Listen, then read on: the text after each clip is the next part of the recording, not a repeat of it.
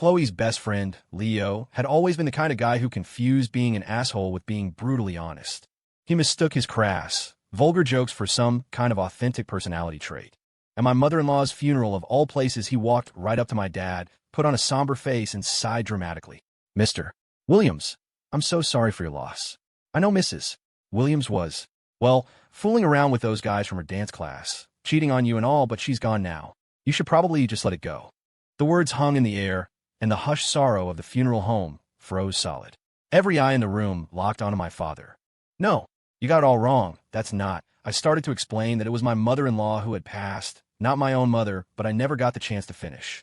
My dad, completely blindsided, tried desperately to defend my mom's honor, but no one believed him. The whispers grew louder, the stares more pointed. The sheer stress of the false accusation was too much. He clutched his chest, his face went pale, and he collapsed, dead from a massive heart attack right there on the chapel floor. Seeing a man die because of his joke, Leo finally offered a reluctant apology. "I was just messing around. How was I supposed to know her husband was so sensitive?" Khloe, my wife, actually defended him. "Leo isn't just making things up out of nowhere. Your mom is in her 50s, and she's out dancing all the time instead of being at home. Of course people are going to talk." I snapped.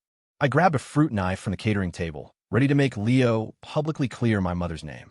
In the struggle, as people tried to pull me back, the knife was plunged into my own chest. The next time I opened my eyes, I was determined to make my wife see just how funny her best friend's jokes really were. A shrill ringtone jolted me awake. I fumbled for my phone, my heart pounding. A clinical voice on the other end said, "Hello, is this the family of Helen Davis? She was in an accidental drowning this afternoon and has passed away. We need a family member to come to the hospital." It all came rushing back. I was back. I had been reborn.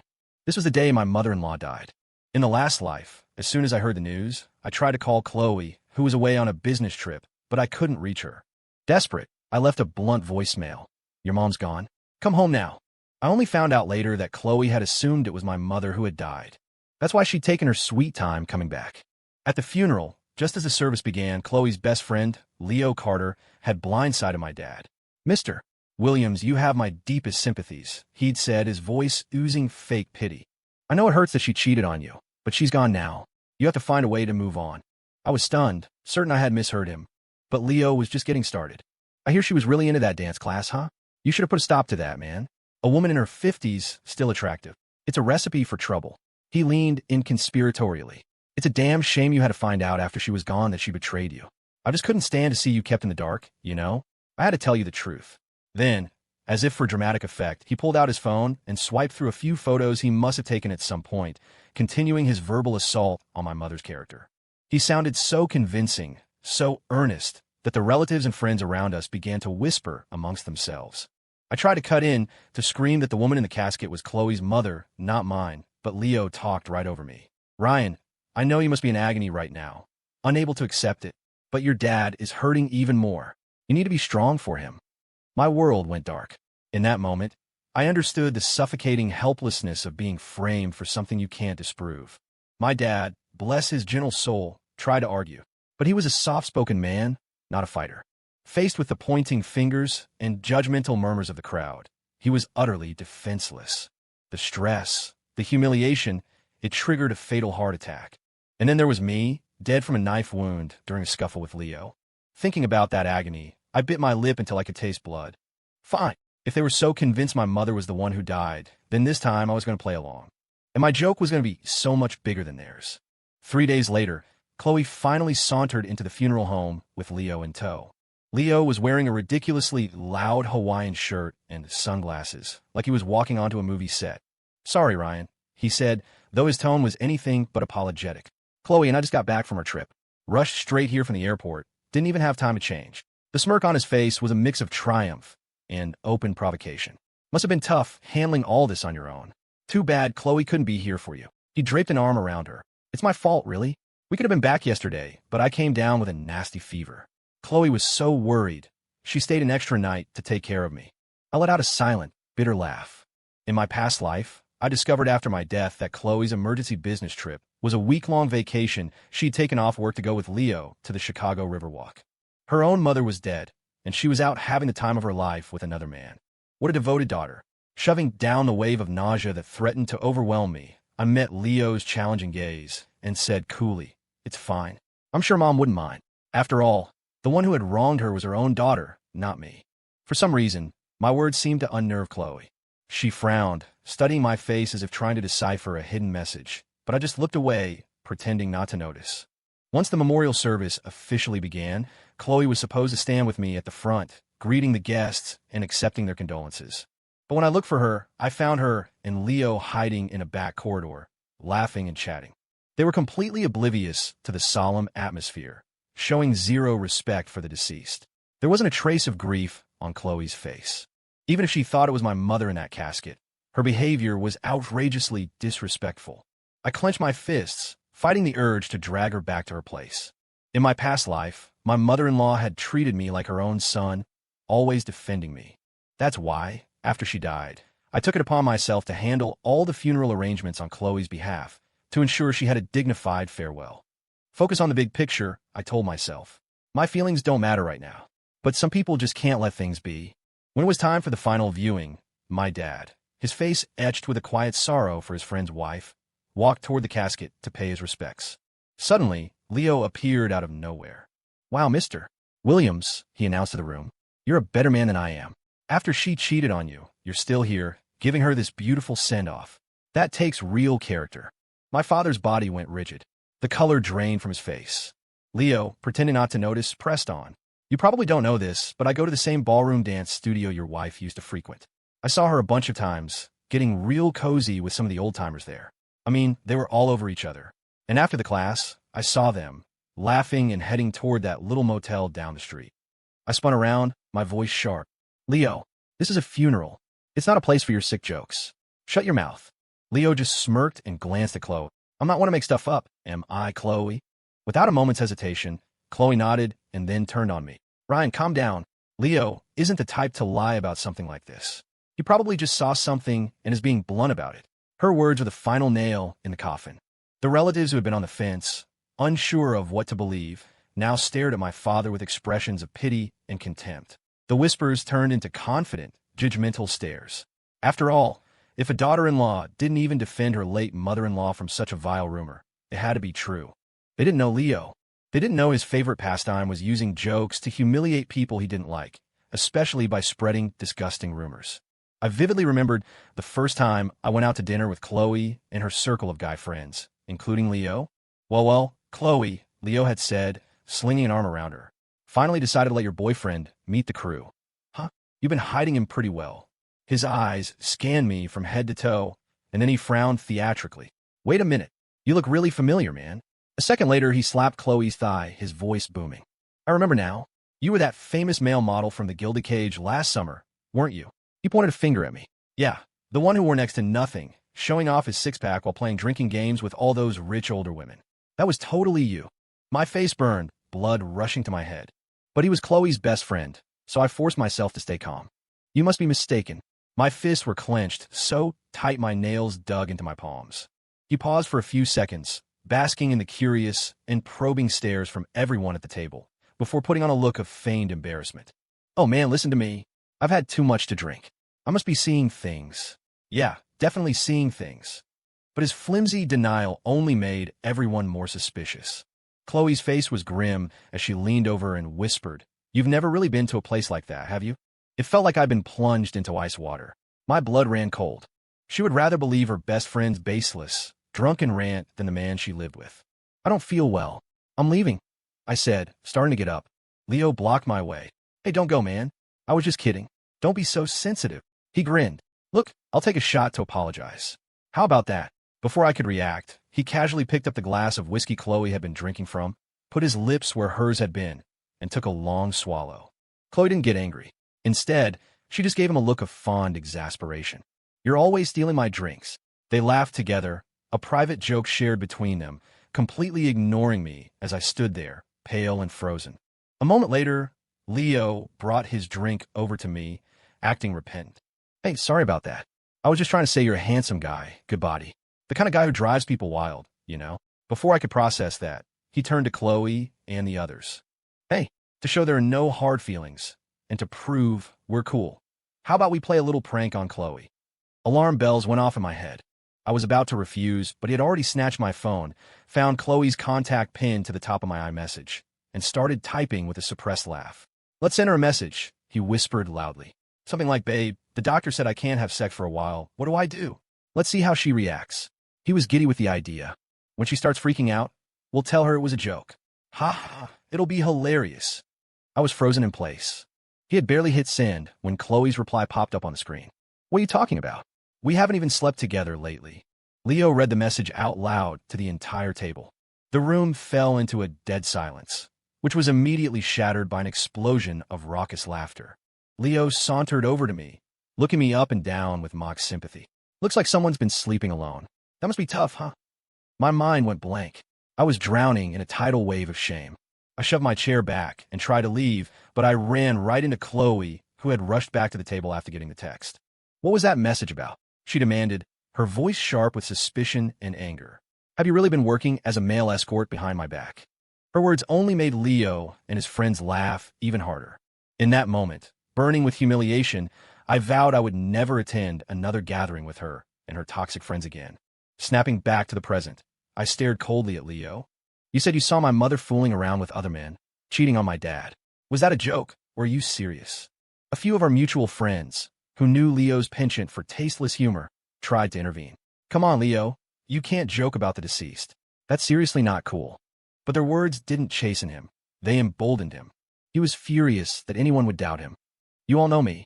I call like I see it. Khloe knows that better than anyone." My dad's face hardened. He was finally seeing the toxic dynamic between Leo and his daughter-in-law. "Khloe," he said, his voice low and dangerous. "What exactly is your friend trying to say?" Khloe looked cornered and deeply uncomfortable. But even then, she sided with Leo. "Dad, I know it must be painful to hear what Mom did, but she's gone now. Can't we just let go?" My dad's face turned beet red. "You wretched girl. What nonsense are you spouting? Don't you know?" I cut him off immediately. In my last life, he had exhausted himself trying to explain, but no one listened. He couldn't fight a room full of whispers by himself, and the mockery had literally killed him. This time, I would protect him.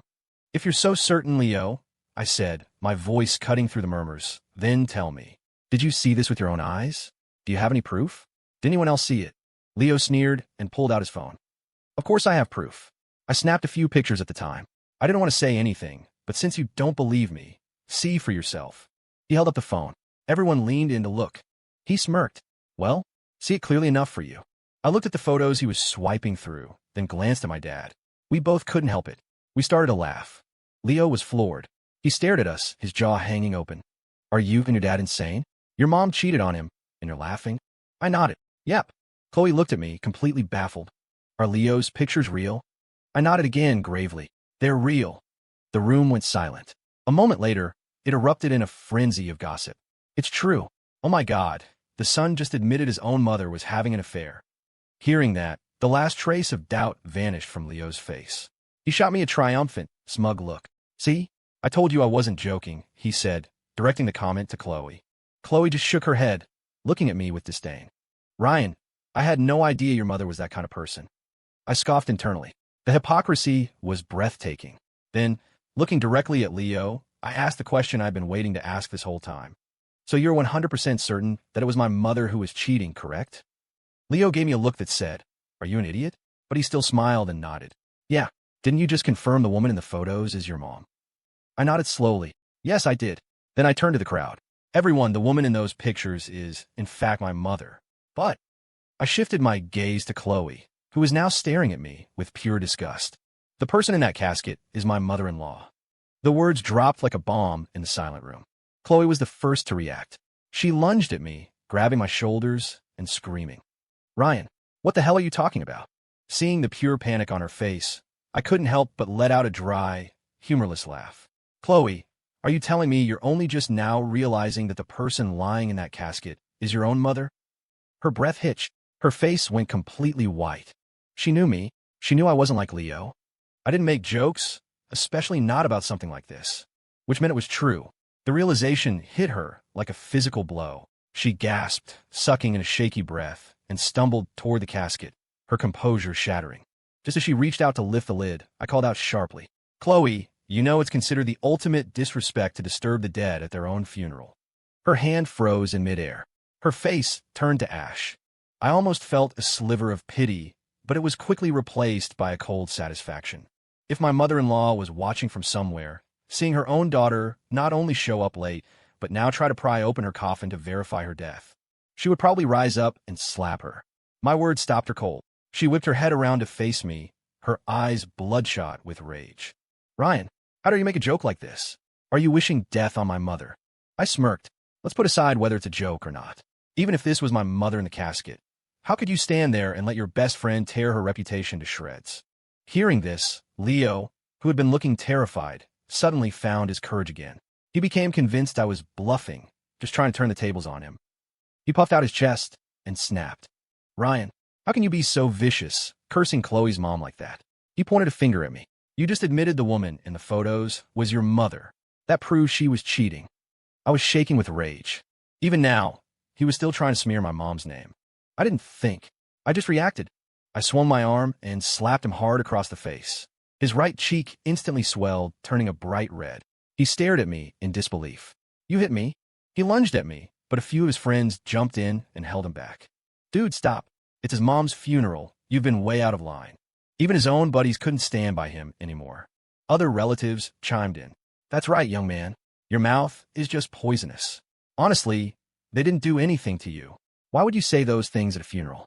You'd better watch out, or she'll come back to haunt you tonight. I smirked. I would love for my mother-in-law to pay him a little visit. Leo's face cycled through shades of red and white.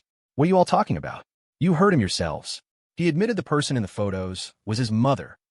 This was it, the moment I've been waiting for. There was no need to act anymore. I looked at the crowd and said, my voice ringing with clarity, yes, the person in the photos is my mother. Leo's face lit up with a triumphant grin. But then I added, and the man in the photos with her is my father. Everyone froze, their heads swiveling to look at my dad. My father, whom I've been holding back this whole time, finally let out a long, heavy sigh. He looked at Leo, his expression cold as ice. Son, you need to be responsible for the things you say. The truth dawned on the room. The photos were real, but it wasn't an affair. It was just a husband and wife, enjoying each other's company. After my mom retired, she got hooked on ballroom dancing. But she thought the old guys at the dance studio were terrible compared to my dad. So, after weeks of begging and pleading, she finally convinced him to go with her. My dad, ever the old-fashioned type, was embarrassed to be seen dancing. Every time they went, he would wear a hat and sunglasses to disguise himself. That's why Leo didn't recognize him. And because of that one unverified thing, a casual observation he twisted into a malicious joke, he had destroyed our entire family in my previous life. The memory of his casual cruelty, the seemingly solid proof he used to frame my mother, which led to my father's death, my own death, and eventually my mother's death from grief. It made my teeth ache with fury. Just then, one of Khloe's friends burst in from outside, looking panicked. Khloe, it's bad. Khloe's head snapped up. She glanced at me. A look of genuine terror crossed her face. She was finally realizing that this wasn't a game. Her friend panted. I just asked the funeral director. The service today, it really is for your mother. That final confirmation broke her. Khloe went rigid, and a second later, her legs gave out and she collapsed onto the floor, utterly speechless. For a long moment, there was only silence. Then a raw, delayed cry of agony tore from her throat. Mom! I watched her, my expression blank, then turned to leave.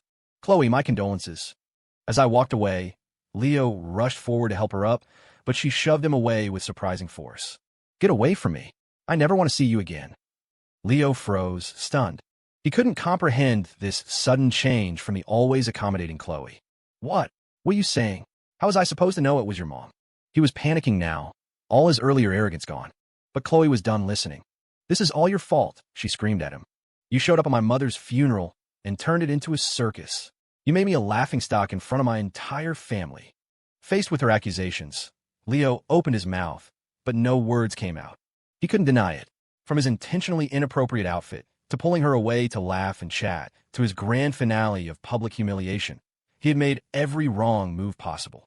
But this wasn't how it was supposed to go. Suddenly, his head snapped up, and he glared at me with pure hatred. You did this on purpose, didn't you? It was a question, but his tone was one of certainty. I didn't bother to deny it. Yes. Why would you do this to me, he howled. I let out a cold, dismissive sound. Did you forget? You're the one who started all of this. Leo stared daggers at me, but I could see the gears turning in his head. He would never, ever admit this mess was his fault. Finally realizing her mother was gone, Khloe was consumed by a tidal wave of regret. She crawled to the front of the casket and began banging her head on the floor. "Mom, I'm so sorry. I'm so late." With every word, she slammed her forehead against the polished wood, and soon, a trickle of blood ran down her face. A few relatives rushed forward to stop her, but she threw them off. "Let me go. I have to do this." I watched it all with a chilling detachment. I believed her remorse was real in that moment, but that only made my heart colder. When she thought it was my mother who had died, she hadn't shed a single tear. She stood by and let her best friend verbally defile my mother's memory, and she never once said a word in her defense. With that thought, the last embers of affection I had for her died out. I should thank Leo. His disgusting spectacle had finally, irrevocably killed my love for Khloe. The scene was a chaotic mess, and my dad was exhausted. I helped him up and led him out of the funeral home, not looking back. When we got home, my mom, who had just returned from visiting my grandmother in the countryside, rushed in looking frantic. "What's going on?" "I just heard that Khloe's mother passed away." I looked at my mom, and my composure finally broke. Tears streamed down my face as I threw my arms around her, holding on for dear life. "Mom, I missed you so much." My mom was bewildered. She looked over my shoulder at my dad, who just sighed, his expression heavy. In the last life, my grandmother had taken a fall around the same time my mother-in-law died, so I never told my mom what was happening. Then, at the funeral, my dad died of a heart attack after arguing with the crowd about Leo's vicious joke. I was stabbed and killed in the ensuing chaos. When my mom returned from the countryside to find her husband and son both dead, the grief was too much. She fell ill and passed away shortly after. The memory of it was a knot of pain in my chest, so tight I could barely breathe. I hugged my mom tighter, then pulled my dad into the embrace. This time, my family was alive. We were all safe. That evening, Khloe showed up at our door, looking pale and haunted. "Khloe's here." My mom didn't know what had happened at the funeral, so she welcomed her in politely, only to notice the strange, cold way my dad and I were looking at her. "What's with you two?" My mom, confused, poured Khloe a glass of water. "I'm so sorry, Khloe.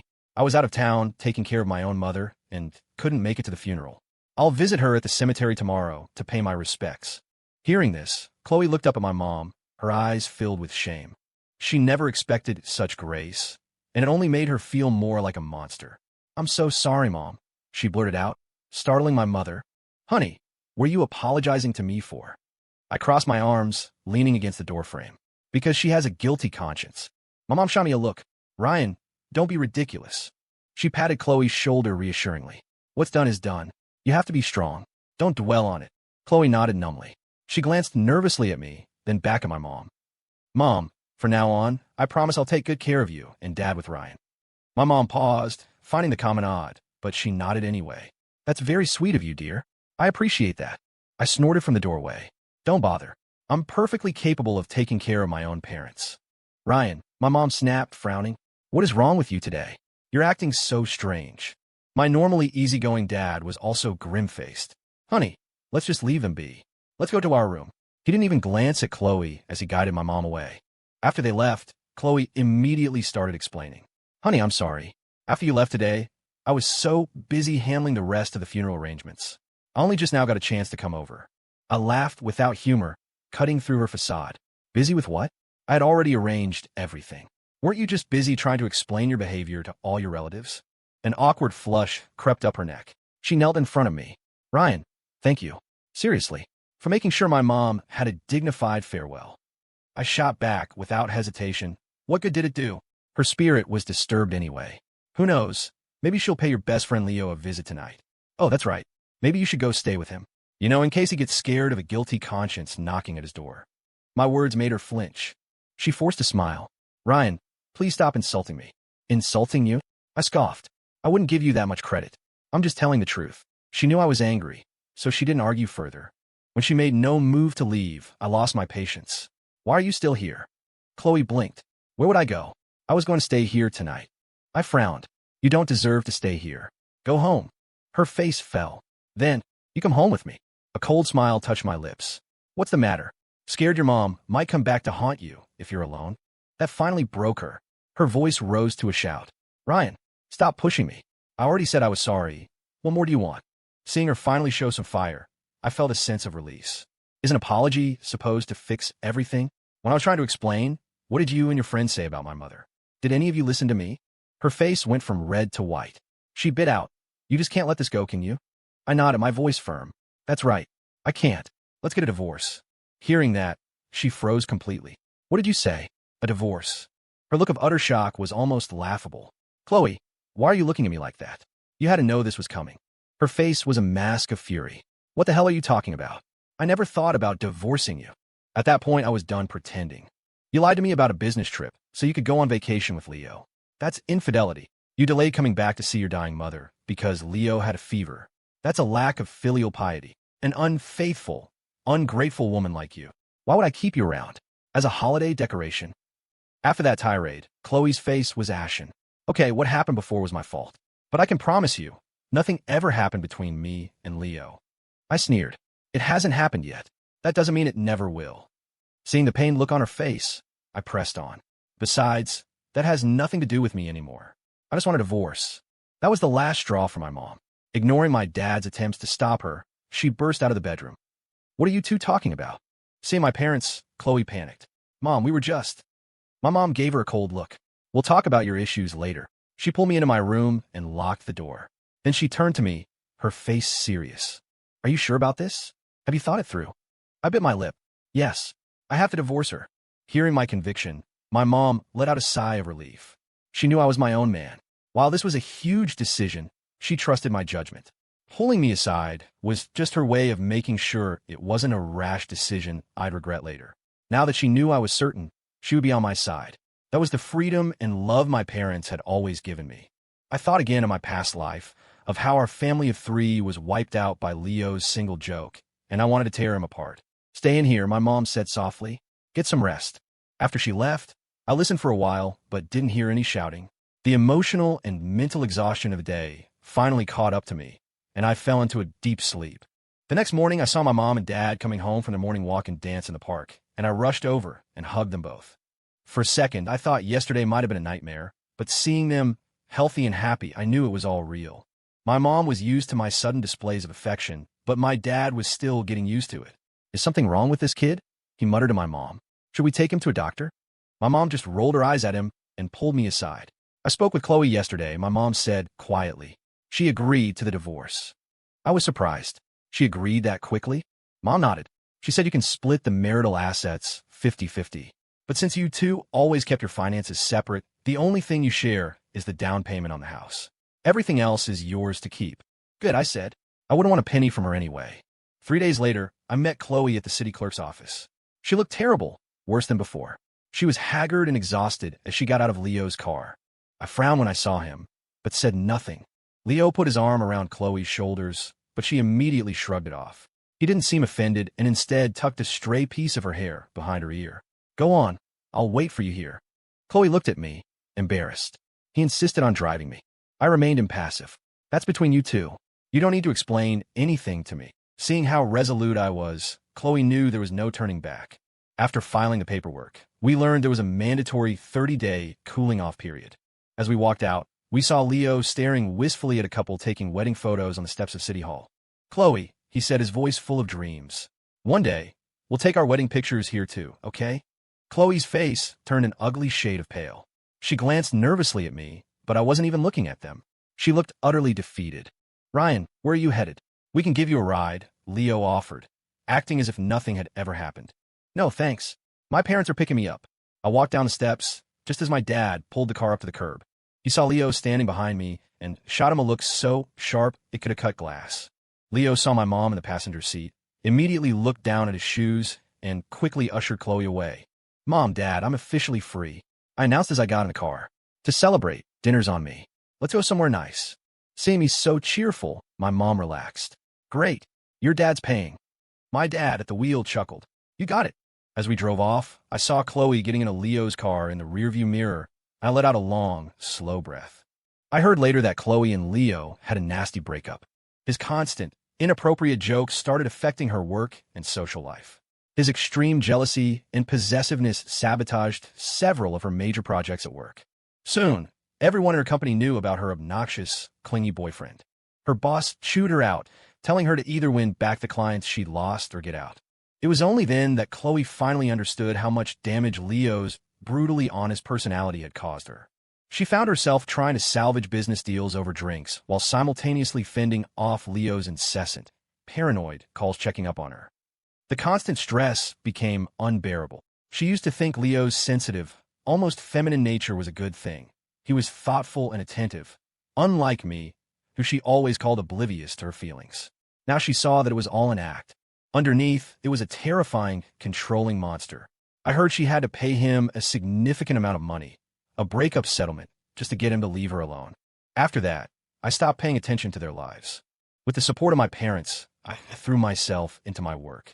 I was promoted twice in a year, and my boss introduced me to her beautiful, wealthy cousin, Sophia. We hit it off immediately, and after a few months of dating, met each other's parents. The fact that I was divorced didn't bother them at all. One day, Sophia somehow found out about the whole horrible ordeal at my mother-in-law's funeral. Her eyes turned red with anger, her lips pursed, and she insisted she was going to hire someone to teach Khloe and Leo a lesson they'd never forget. I quickly stopped her, pulling her into a hug. "Hey, if it weren't for them," I said softly, "I never would have had the chance to meet someone as amazing as you." My words instantly soothed her. She smiled, her confidence returning. "That's true. I'm lucky my cousin introduced us. You're a real catch." She threw her arms around my neck and kissed me, right there in public. We're in the middle of the street. I laughed. "So what?" she shot back. "Is it illegal to kiss my own husband?" Standing just a few feet behind us, Khloe watched the entire exchange. Seeing us, so happy and carefree, felt like a dull knife twisting in her heart. That night, she had a few friends over and drank until the early hours of the morning, repeating the same thing over and over. "Ryan, I'm so sorry. I love you." One of her friends forwarded me a video of her drunken confession. I deleted it without a second thought and blocked the number. Just then, Sophia walked over, a mysterious smile on her face. She grabbed my hand. "Ryan," she said, "let's get married." She pulled a ring out of her pocket and went to slip it on my finger. "No," I said, pretending to be serious, wanting to tease her a little. Her face immediately fell, her eyes welling up with tears. "Are you having second thoughts? Do you want to go back to your ex-wife?" Seeing her looking so hurt and vulnerable, I couldn't stand it. I leaned in and kissed her. "You silly goose," I whispered. "Don't you know proposing is the man's job?" With that, I got down on one knee right there in our living room, pulled a ring box from my own pocket, and slid the diamond onto her finger. She gasped, her eyes wide with surprise. "You had a ring too?" I smiled. "Because you're worth spending the rest of my life with."